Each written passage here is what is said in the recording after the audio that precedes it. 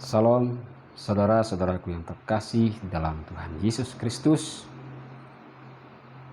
Kembali kita berjumpa pada kesempatan ini, di mana saya kembali ingin berbagi tentang nasihat-nasihat Tuhan.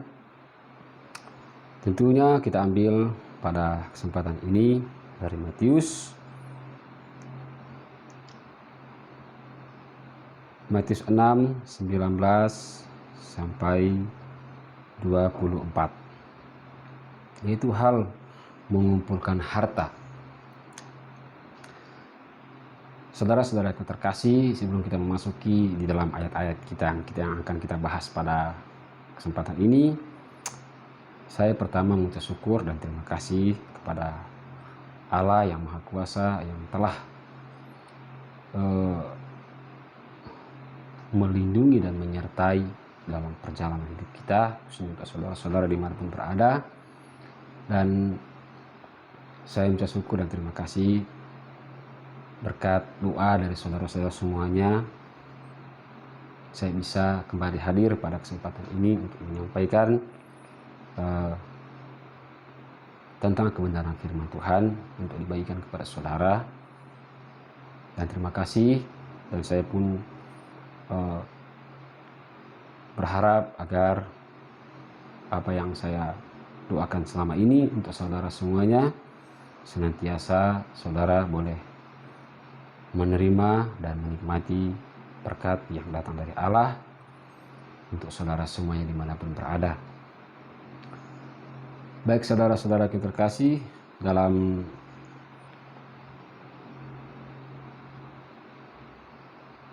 ayat yang kita sampaikan pada kesempatan ini, hal mengumpulkan harta, yaitu kita ambil dari Matius 6, 19 sampai 24.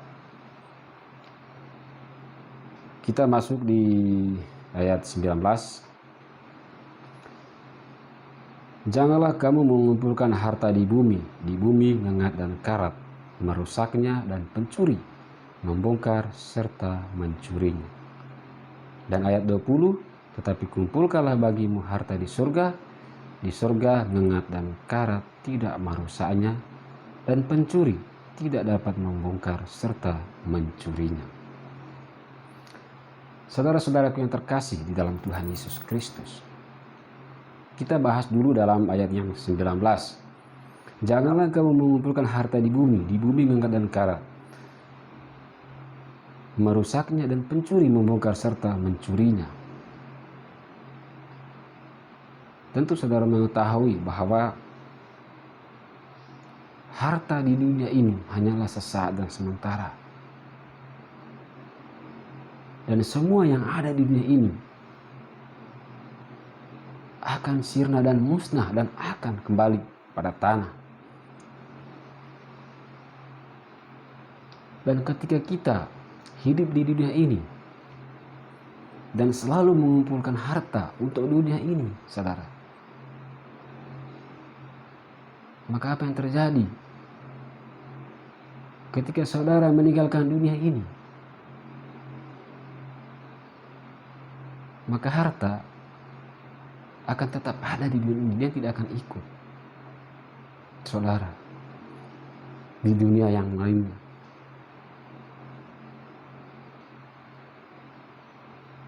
Karena memang harta yang ada di dunia ini sifatnya sementara, dan dia memang berasal dari dunia ini, saudara. Dan ia akan ngengat dan karat dapat merusaknya, dan mencuri dapat membongkarnya serta mencurinya. Itulah harta duniawi, saudara. Akan tetapi di dalam ayat 20, tetapi kumpulkanlah bagimu harta di surga ngengat dan karat tidak merusaknya, dan pencuri tidak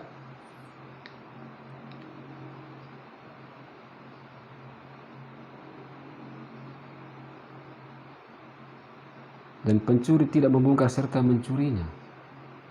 Saya ulang, saudara. Tetapi kumpulkanlah bagimu harta di surga ngengat dan karat tidak merusaknya, dan pencuri tidak membongkar serta mencurinya. Karena di mana hartamu berada, di situ juga hatimu berada. Itu ayat 21. Nah, di dalam ayat 20 ini, saudara-saudaraku terkasih, dijelaskan, kumpulkanlah hartamu di surga. Saudaraku yang terkasih, mungkin saudara bertanya, bagaimana dan seperti apa? Dan kita harus mulai dari mana? Nah, ini yang perlu kita ketahui bersama, dan inilah yang akan saya sampaikan kepada saudara semuanya pada kesempatan ini. Saudara yang terkasih, di bawah dijelaskan 21, karena di mana hartamu berada, di situ juga hatimu berada. Berarti harta di surga, saudara, itu di dalam hati. Perlu saudara ketahui. Ketika hati saudara dipenuhi dengan keinginan dunia ini, maka sudah jelas saudara mengumpulkan harta duniawi, dan itu mengengat dan karat akan merusaknya, dan pencuri akan membongkar dan mencurinya.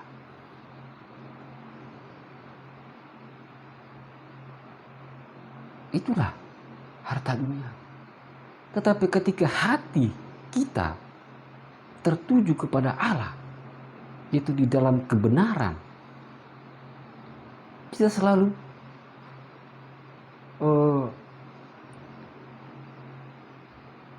mempergunakan hal-hal yang ada di dunia ini, saudara, untuk kebaikan, seperti yang diajarkan oleh Yesus Kristus kepada kita, khususnya yang beriman dan yang percaya, supaya hidup di dalam kebenaran, supaya hidup di dalam kasih, saling berbagi. Itulah di mana kita sedang mengumpulkan harta kita di dalam kerajaan surga, saudara.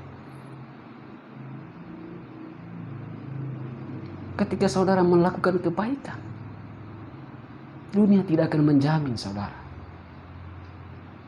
tetapi surgalah yang menjamin saudara. Itulah mengapa di dalam ayat ini menyatakan bahwa di mana hartamu berada, di situ juga hatimu berada.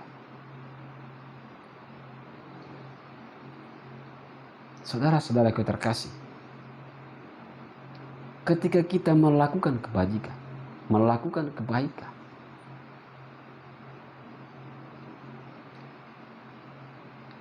itu berasal dari hati.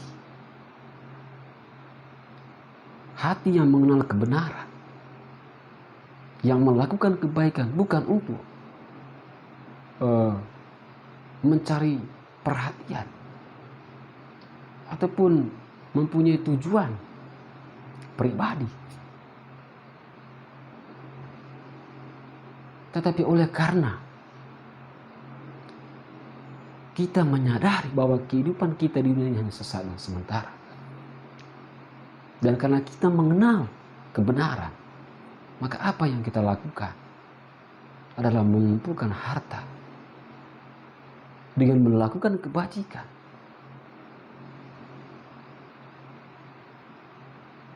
melakukan segala yang dikehendaki Allah, yang diperintahkan oleh Allah di dalam firman-Nya, saudara.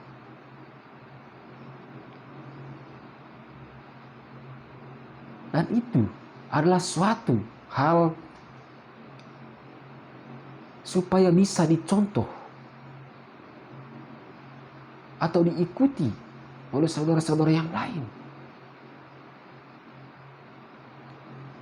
sehingga kita hadir dimanapun kita berada.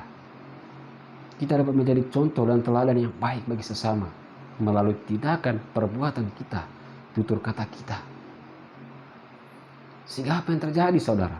Itulah harta kita. Harta kita yang sudah tercatat di dalam kerajaan surga. Akan tetapi, saudara, ketika hati kita selalu sibuk memikirkan dunia ini, melakukan hal-hal untuk dunia ini, hati kita selalu isi untuk hal-hal dunia ini, maka apa yang terjadi, saudara? Saudara akan dipenuhi dengan hal-hal dunia ini. Sehingga tidak heran ketika saudara akan menjadi orang yang bisa dibilang orang yang bercukupan atau memiliki segalanya yang ada di dunia ini.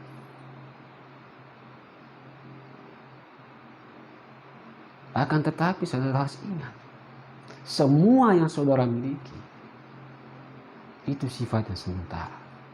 Dan itu hanya akan ada di dunia ini. Ketika saudara mati, ia tidak akan ikut dibawa mati, saudara. Itulah harta duniawi yang tidak akan bisa kau bawa ketika engkau harus meninggalkan dunia ini. Maka yang paling penting di dalam ayat kita pada kesempatan ini adalah bagaimana kita mengumpulkan harta di dalam kerajaan surga, saudara. Dengan kita melakukan kebajikan, mengasihi satu dengan lain, saudara, kita hidup berdamai dengan yang lain.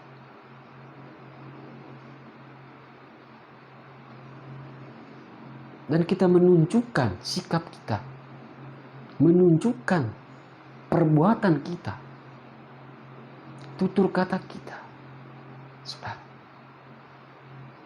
Kita tunjukkan dengan didasari kebenaran.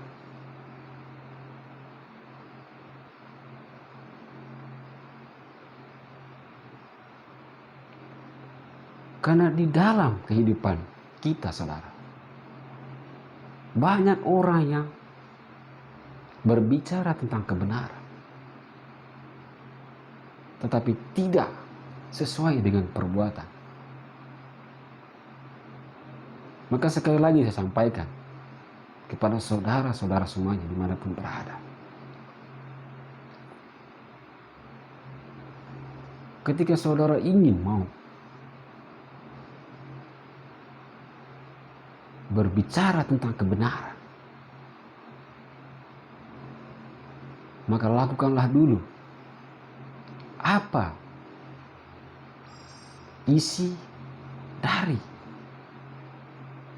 kebenaran itu, saudara, yaitu firman Tuhan. Karena yang dibutuhkan adalah tindakan, bukan hanya tutur kata. Yang dibutuhkan adalah tindakan untuk membuktikan ucapan saudara bahwa sungguh saudara benar-benar anak Allah, sungguh saudara benar-benar pengikut Kristus. Saudara-saudaraku terkasih dimanapun berada,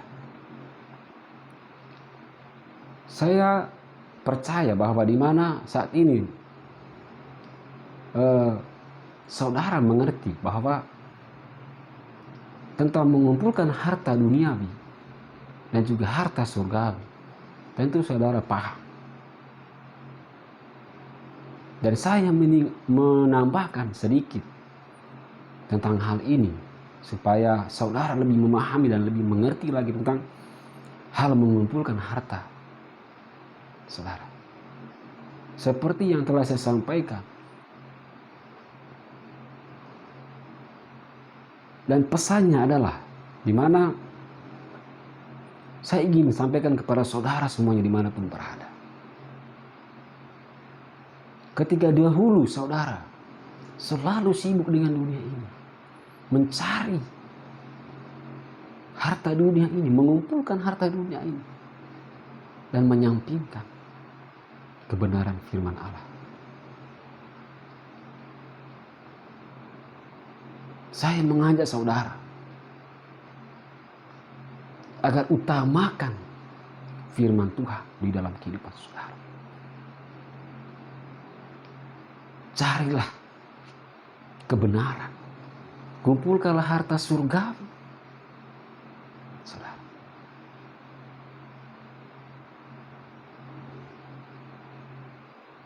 dunia semakin tua dan hari kedatangan Tuhan semakin dekat. Untuk itu saudara-saudaraku terkasih, saya sangat merindukan dan sangat berharap dimanapun saudara berada, agar lebih serius menanggapi firman Tuhan. Cari itu kebenaran, saudara. Ketika saudara tidak tahu apa yang harus dilakukan dan mulai dari mana, saudara-saudaraku terkasih, dasarnya adalah firman Tuhan. Saudara bisa baca di dalam Alkitab.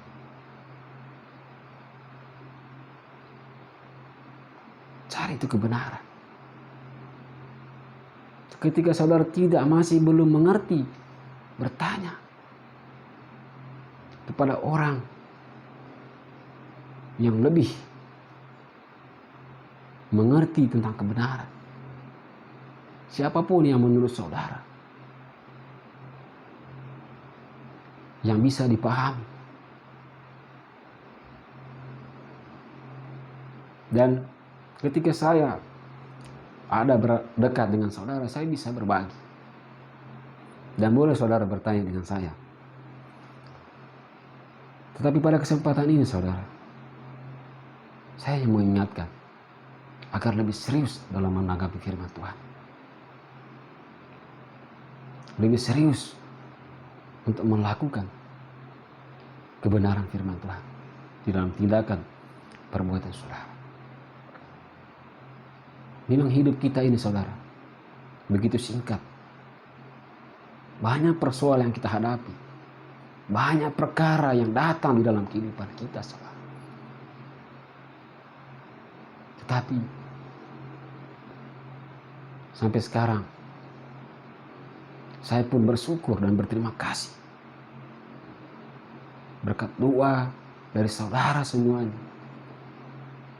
Dan ini tentang pengalaman pribadi saya sangat bersyukur dan terima kasih atas doa dari saudara semuanya, sehingga saya bisa lewati semua persoalan perkara yang begitu bertubi-tubi datang di dalam kehidupan saya. Dan terima kasih Tuhan mendengarkan doa saudara semua. Tetapi pada kesempatan ini seolah beban, persoalan itu menjadi hilang karena sukacita yang begitu besar. Karena Roh Kudus Tuhan kembali mengurapi, memberikan kebahagiaan, memberikan kegembiraan, memberikan sukacita yang tak terhingga, yang tak dapat diukir, tak dapat dilukiskan, saudara. Tetapi hati selalu bernyala-nyala, jiwa selalu memuji Tuhan. Tuhan begitu hebat. Dan saya hanya selalu berdoa bagi semua orang, khususnya orang yang berjasa terhadap saya, orang yang selalu menolong saya. Itulah doa saya. Dan juga kepada saudara semua yang mendengar dalam kesempatan ini, dimanapun berada. Saya tidak pernah lupa untuk selalu berdoa kepada saudara, khususnya orang yang berjasa terhadap saya. Tuhan tidak pernah melupakan segala kebaikan saudara. Itu semua tercatat di dalam kerajaan surga. Itu semua terhitung dan tidak satu kata pun dihapuskan. Tuhan mencatat semua. Makanya saya bersyukur dan berterima kasih berkat doa dari saudara semuanya dan berkat pertolongan dari teman-teman atau orang-orang yang berjasa dan yang telah menolong saya. Saya pun bersyukur dan terima kasih. Semoga Tuhan selalu memberkati mereka. Tuhan selalu memberikan kebahagiaan bagi mereka. Tuhan selalu menuntun mereka kepada kebenaran dan menjauhkan mereka dari segala yang jahat. Saudara-saudaraku terkasih, Begitu besar kasih Tuhan di dalam kehidupan kita, sehingga hati selalu bergembira, hati selalu bersuka cita. Dan pada kesempatan ini saya bisa berbagi kepada saudara, sharing kepada saudara, khususnya untuk hal mengumpulkan harta. Saya percaya saudara memahami hal ini. Namun untuk melakukan kebenaran firman Tuhan tidak sanggup ketika mengandalkan kekuatan sendiri tanpa mengandalkan kuasa Tuhan. Maka saya pun berdoa kepada saudara, dengan kekuatan Tuhan saudara akan dimampukan dan dikuatkan dalam melaksanakan tugas perutusan saudara, dalam pelayanan saudara, tugas dan pekerjaan saudara. Dimampukan, diberikan kesanggupan untuk bisa melewati semua dengan penuh kesabaran, dengan penuh keikhlasan. Saudara-saudara yang terkasih di dalam Tuhan Yesus, semoga di lain waktu kita kembali berjumpa untuk kembali saya berbagi kepada saudara tentang nasihat-nasihat Tuhan yang perlu kita mengerti dan perlu kita pahami dan perlu kita ketahui bersama. Dan pada kesempatan ini saya bersyukur dan berterima kasih saudara boleh memberikan waktu dan kesempatan untuk boleh bersama untuk mendengarkan nasihat Tuhan pada kesempatan ini. Dan saya berdoa kepada saudara, semoga saudara selalu dikuatkan, saudara selalu dimampukan, saudara selalu diberikan kesabaran, saudara selalu dituntun, dan saudara selalu diurapi Roh Kudus untuk selalu hidup dan tetap di dalam kebenaran firman Tuhan Yesus.